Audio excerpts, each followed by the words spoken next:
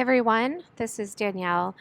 I'm recording a screencast video that goes over the classical argument paper criteria as well as the rubric for the classical argument paper, which I have down here that I'm going to go over because I've given everyone rubric scores for their classical argument drafts. And so I just want to provide kind of an explanation as to what I'm looking for in each of those rubric areas. And I didn't just provide scores, I tried to provide, in some cases, some notes or a little bit of notes to help you with some more specialized attention when I thought it was necessary.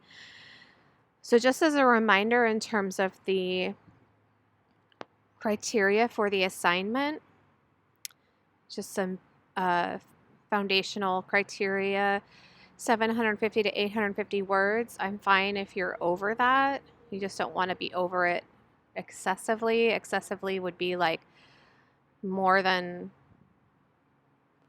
like 300 words or more than 500 words, not 300 words, more than 500 words or more.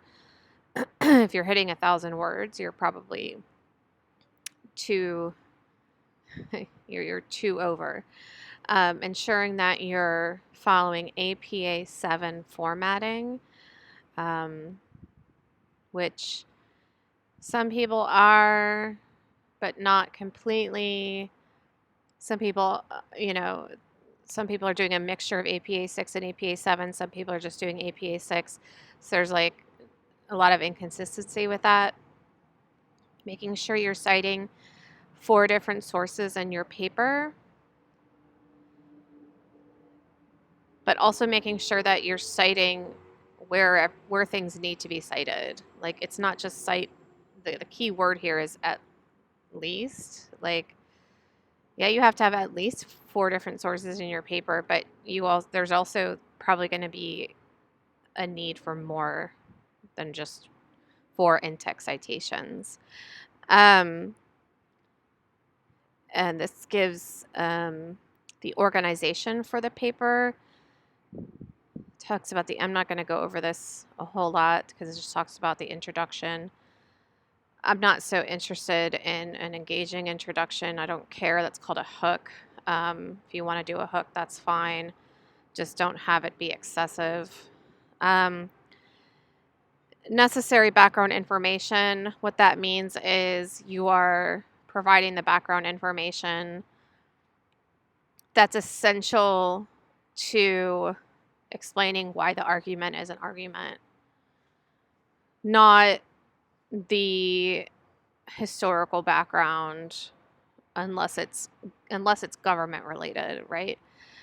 Unless there's a specific government act or law or amendment or something that is historical.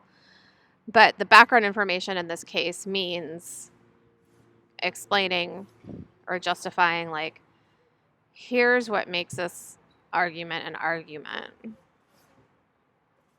You just can't come in and say,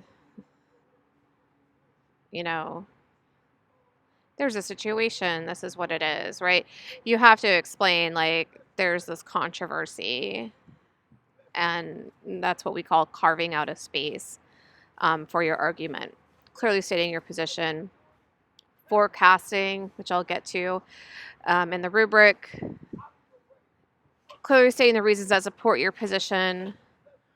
This gets into your body paragraphs. Summarizing, this is your objection and your rebuttal. And then your conclusion that summarizes your argument, calls for action, and or leaves a powerful impression. And I'll explain what that means. I want to get to and I'm sorry, I work outside and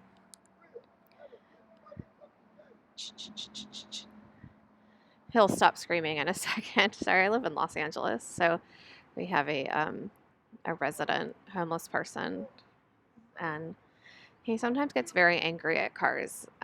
He's nice. I talk to him regularly, but Okay, he's going to calm down in a second. And then the fifth one here is using appropriate APA for the in-text citations. I don't know why number 5 is here because it could just go under number 2. I don't write this. Again, I think I've said this before. I don't write the assignments, but it's just reinforcing use APA 7. That includes in-text citations and for your references page. Okay, so this is the rubric for the classical argument paper. And these are what we call each area is what I refer to as a rubric area. Obviously, rubric area.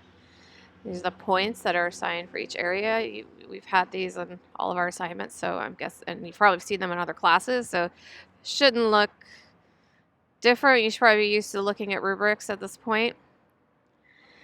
And what I've done is I've given everybody, I just copied and pasted this into everybody's comment section, and I said, if this were your final version, and then I gave scoring and I made notes, like I said earlier, where necessary. Sometimes my notes were very long, sometimes they were very short, sometimes there were none, and this video is meant to supplement that scoring in terms of to kind of go over what each thing means, what each rubric area actually means. So, and I also have one of the sample papers that I uploaded. This is the first one, the Under Surveillance about CCTV, to kind of help show, especially with introductions, because introductions is where a lot of students tend to struggle, which makes sense because rhetorically, it's one of the most difficult paragraphs to write because it has a lot of work to do, which I talk about. I've talked about this already in the video on selecting an appropriate topic, and I actually talk a lot about writing argumentatively, which is why I'm going to re-give that source. Because I talk about forecasting, I talk about conclusions, I talk about argumentative writing, I talk about all of that stuff, because that's all necessary information and things that students need to understand in the process of selecting a topic. So that's why that video was long. I just wasn't going to go in and say, here's the topics you shouldn't choose, the end, right? I tried, and I've gotten lots of feedback on my videos across the years. Sometimes students say they're long, you waffle on, you do this, you do that. Also note that I'm sitting on a computer and talking to myself. I'm not in a classroom where I have students raising their hands, interrupting me, asking questions. I don't have students sitting in front of me where I can gauge how they're looking. I can gauge their body language. So sometimes it's also difficult for me to figure out where I need to switch up the conversation. So yeah, I'm just going to talk. I'm just going to say what I need to say. It's not the most ideal thing, but I do get across the information that I need to get across. So I will be re-giving that source, that video, because that video has a lot of pertinent information in it that, and I see the views on them, and not a lot of people viewed the video, and everybody should have viewed or should be reviewing that video, because it's going to include a lot of information that's I'm either going to repeat in this video or I'm not going to repeat in this video. So it's going to include additional information in that video that will be helpful for revision work, not only in the classical argument paper, but also for the final paper in this class, which is the problem solution paper. So for the first rubric area, it's called the classical argument pattern. It's worth 5 points. And it says paper correctly follows a classical argument pattern and organization. This just basically means, so what I'm looking for here is that you just have You don't just have like an intro, one giant paragraph, and a conclusion, or, you're basically following this up here. If you don't get 5 points, it means you might be missing an objection rebuttal.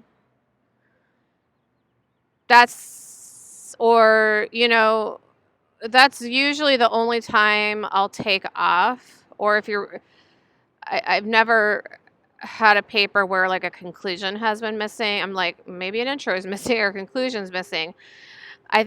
That's never really been a case. So it's always been I think the only 2 cases I've had where I've or 3 cases really, and that's if there's no objection rebuttal, because that's a clear demarcation of organization in here, which is the now I can't find, here it is, number or letter F. Secondly, which has already dropped out of my head, but I'll come back to it. The other reason might be the organization. This is an argumentative organization. If your paper is falling into the informational or expository genre, I'll mark down for that, because your organization, or what we call the methodology, is following a different genre. Even if it follows, like, you're giving background information, you're not stating your position, you're not forecasting, you're not stating. In order to do this, you have to have an argument, right? So in order to do this, you have to have an argument. So if you're falling into that informational or expository genre, I'll be taking off in that first category of the pattern of the paper. And those are the reasons. Like I said, there's one other time. Oh, the other third time is, like I said, if it's just like you have an intro, one giant paragraph, and then a conclusion, which is, again, rare, but I think the most common is there's no objection or rebuttal, and the other common one is if it's falling into the informational expository genre and not the argumentative genre. So if you didn't get a 5 in your the draft rubric scoring that I gave you, if you got something less than that, that's what that means. You're falling into one of those. For introduction, it's 5 points. It says introduction is engaging and piques interest. Only necessary background information is provided. Note that there's a semicolon there. When there are semicolons in rubric areas, essentially what that means is rubric areas can include multiple things. So, for example, I could mark somebody down because I could say, even if you include necessary background information, it wasn't engaging or interesting. So I could mark you down for that part of the rubric area. So rubric areas, anytime there's a semicolon, it's including multiple entities of assessment areas in a rubric. When I write rubrics, my rubrics the rubric areas include paragraphs of what to include in things. And that's mostly for me, so I could point to rubrics and say very specifically, this is what I'm looking for, and also for students to look at and see, but it's mostly for me to help with grading. So I have a very clear idea, and students have a very clear idea. I tend to find, like, forecast reasons are clearly stated in a forecast. Like, I find that to be a little bit vague, but because I didn't write this, but introduction is engaging and piques interest. So in order to get a 5 on that, your introduction has to do a lot. I think the introduction should be worth way more than 5 points. I think the introduction should be worth like 20 or 30 points because it has to do a lot of work, but it's not. It's 5 points. But they break it up, right? The thesis is worth 5 points. The forecasting, which goes in the introduction, is worth 5 points. The 40 points is all of the body. So it's all outside of the introduction. So essentially the introduction is 15 points. So I said 20. So it's not far off. Only necessary background information is provided. I talked before about background information is like what that means, right? So you are providing information that is necessary, only necessary for what your argument is. And just to give you an example, this is that CCTV paper. I wanted to give you an example. So the blue that I'm highlighted here, this is the hook, or that quote unquote engaging introduction that they say to offer. Again, do it, don't do it, I don't care. I'm not a fan of the hook. I hate hooks. I don't write hooks as a writer. Sometimes I laugh at them because students who write effective hooks, like, I think this is a good hook. This hook does use second person, but it's the only time the student uses second person, and that's effective. Once they're done with the hook, they never use second person again, and that's the marker of a good writer. So I'm fine with hooks. I shouldn't be so down on them. I've been down on them for like as long as I've been alive, but I'm much more a fan of efficient writing, getting to the point, say what you need to say, argue what you need to argue, and let's be done with it. All this kind of wasting time and getting engaged in the reading, it's like, okay, I don't have time for that anymore. And I think that's more a case of, I mean, not necessarily because I felt this